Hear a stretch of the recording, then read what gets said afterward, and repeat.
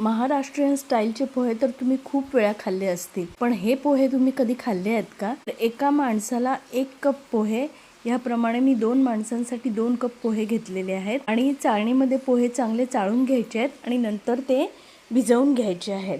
पोहे आधी भिजवून घ्यायचे म्हणजे आपलं बाकीचं सगळं कांदा वगैरे चिरेपर्यंत पोहे छान भिजतात.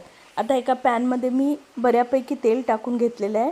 पोह्यांना जरा तेल जास्तच लागतं. जिरं मोहरी टाकून घ्यायची आहे, मिरची टाकून घ्यायची, लाल मिरची टाकलेली आहे मी या ठिकाणी, शेंगदाणे टाकलेले आहेत. पोह्यांची स्पेशल टेस्ट म्हणजे लाल सुकी मिरची. आता हे सगळं छानपैकी तेलामध्ये फ्राय करून घ्यायचं. कढीपत्ता पण घातलाय पण या ठिकाणी. तुम्हाला जर आवडत असतील शेंगदाणे तुम्ही वरून तळून पण घालू शकता. ते तेलामध्ये खूप छान फ्राय झाले की त्यामध्ये बारीक चिरलेला कांदा टाकायचा. भरपूर कांदा टाकलेला आहे मी या ठिकाणी आणि मेन इन्ग्रेडियंट ह्याच्यामध्ये आता आपण घातलंय ते म्हणजे टोमॅटोची पेस्ट घालायची. तामिळनाडू स्पेशल पोहे आहेत हे. ह्यामध्ये स्पेशली टोमॅटोची पेस्ट घातली जाते. आपण महाराष्ट्रीयन पद्धतीने जेव्हा पोहे करतो तेव्हा त्यामध्ये आपण टोमॅटोची पेस्ट घालत नाहीत. आणि आता सगळं छान फ्राय झालं की ह्यामध्ये पोहे घालून घ्यायचे आणि पोहे छानपैकी मिक्स करून घ्यायचे. पोहे छानपैकी मिक्स झाले की त्याच्यामध्ये साखर आणि मीठ घालून घ्यायचं आहे.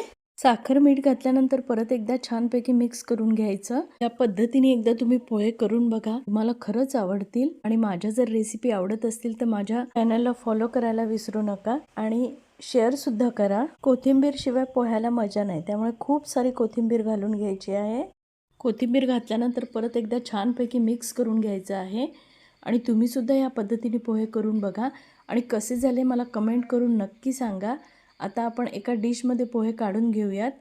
छानपैकी पोहे काढून घ्यायचे आहे. टोमॅटो घातल्यामुळे ह्या पोह्यांचा रंग थोडासा लालसर येतो. टेस्ट मात्र खूप अप्रतिम आहे. वरून थोडंसं खोबरं, बारीक शेव असं सगळं घालून आणखीनच छान लागतात हे पोहे. थोडीशी परत कोथिंबीर घालून घेऊया. परत भेटूयात पुढच्या अशा चटपटीत रेसिपीमध्ये.